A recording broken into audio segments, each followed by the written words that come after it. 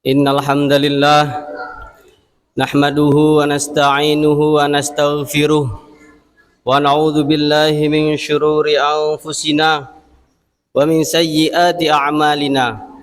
May yahdihillahu fala mudhillalah wa may yudlilhu fala hadiyalah. Asyhadu an la ilaha illallah wahdahu la syarikalah wa asyhadu anna Muhammadan abduhu wa rasuluh. Allahumma salli wa sallim ala sayyidina Muhammad wa ala alihi wa sahbihi ajma'in. Amma ba'd. Faya ayyuhal hadirun, ittaqullah haqqa tuqatihi wa la tamutunna illa wa antum muslimun. Jamaah Jumat rahimakumullah. Pertama-tama khatib ingin berwasiat kepada diri khatib sendiri dan juga kepada jamaah Jumat sekalian agar senantiasa untuk meningkatkan ketakwaan kita kepada Allah Subhanahu wa taala.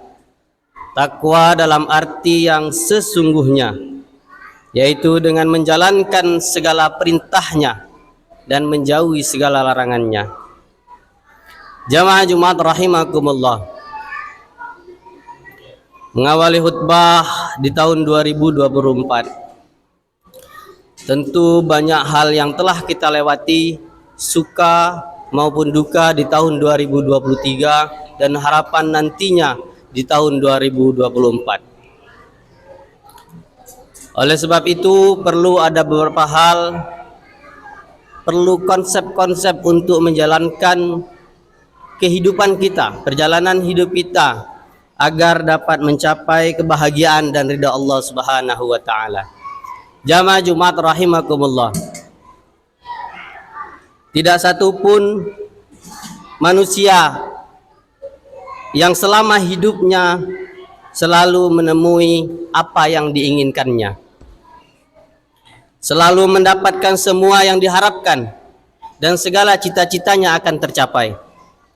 Dalam setiap hidup manusia ada suka dan duka, sedih dan bahagia silih berganti. Dalam setiap hidup manusia terdapat fitnah maupun benci. Maka sabar dan syukur adalah suatu sikap yang harus dimiliki setiap diri manusia agar menjalani hidup dengan baik demi mendapatkan ridha Allah Subhanahu wa taala.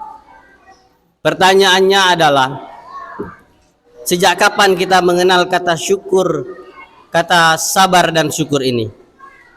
Tentu jawabannya adalah sudah sangat lama sekali kita mengenal dua kosakata ini.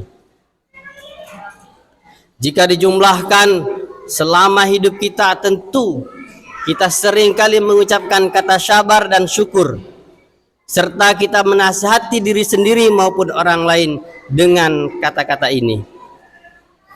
Jamaah Jumat rahimakumullah. Tentu saja dapatlah diyakini bahwa manusia, kita semua sangat akrab dengan kata sabar dan syukur. Bahkan manusia dalam skala dan intensitas tertentu sudah fasih untuk mengucapkannya. Tetapi bisa dipastikan manusia belum sungguh-sungguh memaknai konsep sejati dari sabar dan syukur, apalagi untuk menerapkannya secara optimal. Jamaah Jumat rahimakumullah. Kemudian apa tanda dari pemaknaan dan penerapan kata syukur yang belum optimal? Tentu banyak kita melihat banyak rumah sakit masih penuh, penjara tidak pernah kosong, narkoba merajalela, dan korupsi tak lekang oleh waktu. Jadi ada masalah yang serius yang dihadapi manusia dan negara modern saat ini. Jamaah Jumat rahimakumullah. Sesungguhnya seluruh peristiwa yang menimpa manusia cukup dihadapi dengan sabar dan syukur. Manusia harus memahami dan menerapkan dengan tepat kapan kita harus bersyukur dan kapan kita harus bersabar. Hanya saja manusia sering salah untuk menempatkan dua konsep ini. Mestinya sabar, ternyata tidak. Mestinya syukur, ternyata tidak. Kenapa? Karena manusia selalu dididik dan budaya pelampiasan nafsu. Rasulullah sallallahu alaihi wasallam bersabda, "Wa ja'altum minal jihadil asghar ilal jihadil akbar." Faqila, "Wa ma jihadul akbar ya Rasulullah?" Faqala, "Jihadul akbar jihadul nafs." Yang artinya, kalian telah pulang dari perang kecil menuju perang yang besar. Lalu sahabat bertanya, apakah perang besar itu ya Rasulullah? Rasulullah menjawab, perang memerangi hawa nafsu. Hawa nafsu, Ibnu Qayyim mendefinisikan hawa nafsu itu adalah kecondongan jiwa kepada sesuatu yang selaras dengan keinginannya. Jamaah Jumat rahimakumullah, dalam kehidupan kita, termasuk misalnya dalam pekerjaan kita, kita selalu menghadapi dua hal: kesulitan atau kemudahan, penolakan atau penerimaan, kelapangan atau kesempitan, keberuntungan atau kerugian, kesedihan atau kebahagiaan, kesehatan atau kesakitan, fitnah maupun pujian. Maka dalam hal ini kita harus berjuang secara optimal untuk menempatkan konsep sabar dan syukur tersebut dalam skala intensitas dan akurasi maupun presisi yang pas. Jamaah Jumat rahimakumullah, sabar berbeda dengan pasrah. Sabar itu mengandung dimensi perjuangan, harus dijuangkan habis-habisan untuk memperbaiki, untuk perbaikan diri pasca menerima realitas yang mungkin mengecewakan. Sabar juga mengandung makna evaluasi dan menarik butiran-butiran hikmah dari aneka peristiwa yang menimpa kita. Jamaah Jumat rahimakumullah, sabar adalah manajemen akal untuk menata hati kita agar tetap jernih dan tidak kacau dirundung kegelisahan. Kita bisa memaknai lebih jauh dan lebih lagi. Pada titik yang terpenting yang kita harus ketahui bahwa sabar adalah konsep ilahi yang sengaja dibocorkan kepada hambanya agar ia bisa selamat dan menyelamatkan dalam perjalanan hidup, bahkan tak hanya di dunia tetapi juga di akhirat kelak. Allah Subhanahu wa taala berfirman di dalam surah Al-Baqarah, A'udzu billahi minasyaitonir rajim. Wa lanabluwannakum bisyai'im minal khauf wal ju' wa nafsin minal amwal wal anfusi was samarat wa basyiris sabirin alladzina idza asabathum musibah qalu inna lillahi wa inna ilaihi raji'un ulaika alaihim salawatum mir rabbihim wa rahmah wa ulaika humul muhtadun. Artinya, dan sungguh akan kami berikan cobaan kepadamu dengan sedikit ketakutan, sedikit kelaparan, kekurangan harta, jiwa dan buah-buahan, dan berikanlah berita gembira kepada orang-orang yang sabar, yaitu orang-orang yang apabila ditimpa musibah mereka mengucapkan inna lillahi wa inna ilaihi raji'un.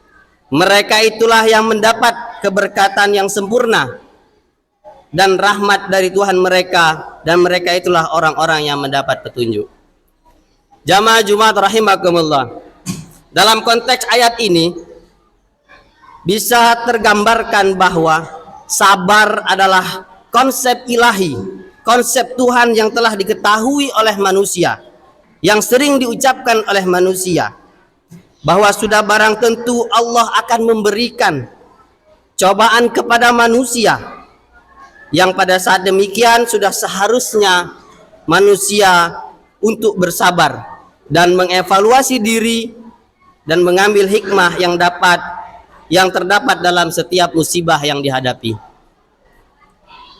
Jamaah Jumat rahimakumullah. Lalu bagaimana dengan syukur? Tentu konsep ini bersanding dengan melengkapi sabar. Jika pandai bersyukur, hidup dapat dijalani dengan penuh kebahagiaan. Makan dengan ikan asin tentu sangat nikmat jika disyukuri.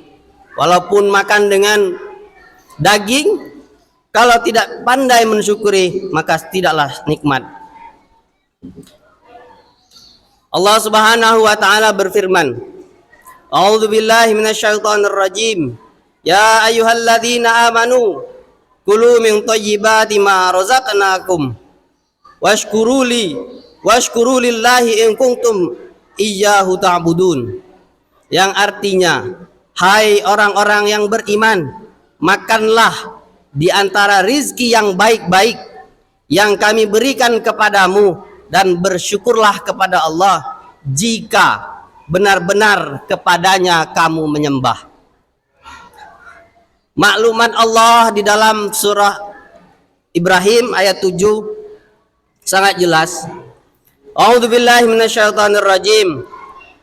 Wa iz ta'azzana rabbukum la in syakartum la azidannakum wa la in kafartum inna adzabi lasyadid. Dan ingatlah tatkala Tuhanmu memaklumkan, sesungguhnya jika kamu bersyukur pasti kami akan menambah. Namun jika kamu kufur atas nikmat, kata Allah, maka azabku sangat pedih. Melihat ayat di atas bahwa syukur adalah suatu keniscayaan, suatu yang menjadi seharusnya bagi kita sebagai hamba dan menghambakan diri kepada Allah Subhanahu wa taala. Jika suatu keniscayaan itu tidak terrealisasi atau tidak terwujud dalam diri kita, maka harus kita ingat bahwa makluman Allah itu nyata. Jamaah Jumat rahimakumullah. Tegasnya, sabar dan syukur adalah kunci kesuksesan hidup. Sukses hidup adalah bahagia juga sehat. Semakin pandai bersabar dan bersyukur, maka semakin dekat kepada kebahagiaan dan kesehatan. Tentu saja sikap sabar dan syukur wajib diperjuangkan. Dengan demikian bahwa kita telah menerapkan konsep sabar dan syukur secara optimal.